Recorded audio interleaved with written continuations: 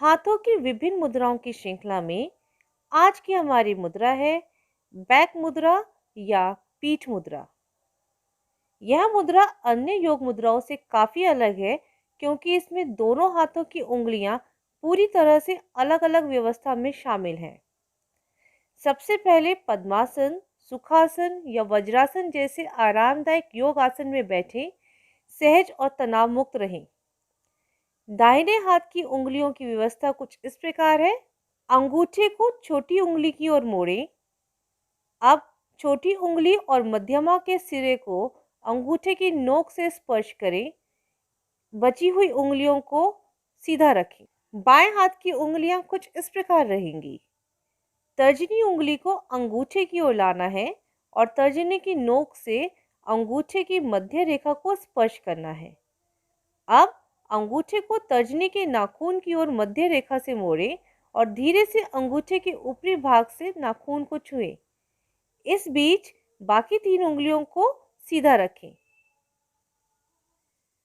दोनों हाथों की उंगलियों को व्यवस्थित कर हथेलियों को जांघों के ऊपर रखना है। मन में पीठ दर्द से राहत की कल्पना करनी है और इस मुद्रा को आगे बढ़ाना है। इसके अलावा शरीर में बेहतर एकाग्रता और कंपन के लिए आप ओम का जाप कर सकते हैं। बैक मुद्रा या पीठ मुद्रा को दिन में कभी भी किया जा सकता है। इस मुद्रा को 5 मिनट के लिए दिन में 4 बार करना सबसे अच्छा रहता है। जब भी आप खाली हाथ हों, इस मुद्रा को करें और अपने पीठ को आराम दें। नमस्कार साथियों, धन्यवाद। आज का सुविचार thought of the day. Failure is actually success if we learn something from it. यदि हम असफलता से शिक्षा प्राप्त करते हैं तो वास्तविक रूप में वह सफलता ही है।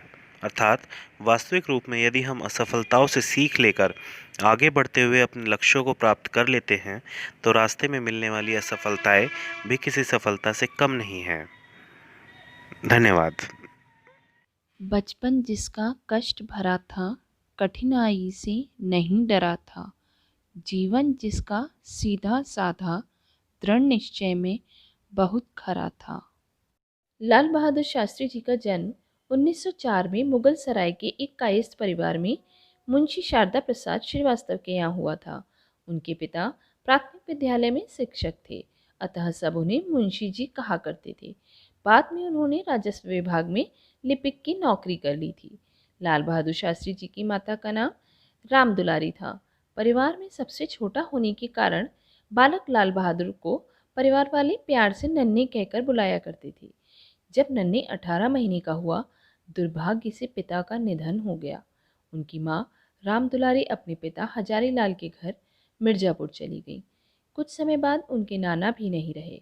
बिना पिता के बालक नन्हे की परवरिश करने में उनकी मौसा रघुनाथ प्रसाद ने उनकी माँ का बहुत सहयोग किया। ननिहाल में रहते हुए उन्होंने प्राथमिक शिक्षा ग्रहण की। उसके बाद की शिक्षा हरिश्चंद्र हाई स्कूल और काशी विद्यापीठ में हुई। काशी विद्यापीठ से शास्त्री की उपाधि मिलने के बाद उन्होंने जन्म से चला आ रहा जाति सूचक शब्द श्रीवास्तव हमेशा हमेशा के लिए हटा दिया और अपने नाम के आगे शास्त्री लगा लिया। इसके पश्चात शास्त्री शब्द लाल बहादुर के नाम का पर्याय ही बन गया। 1928 में उनका विवाह मिर्जापुर निवासी गणेश प्रसाद की पुत्री ललिता जी से हुआ। ललिता शास्त्री से उनकी 6 संतानें हुईं। 2 पुत्रियां कुसुम और सुमन, 4 पुत्र हरिकृष्ण, अनिल, सुनील व अशोक। उनके 4 पुत्रों में से 2 अनिल शास्त्री और सुनील शास्त्री अभी भी हैं। शेष 2 दिवंगत हो चुके हैं।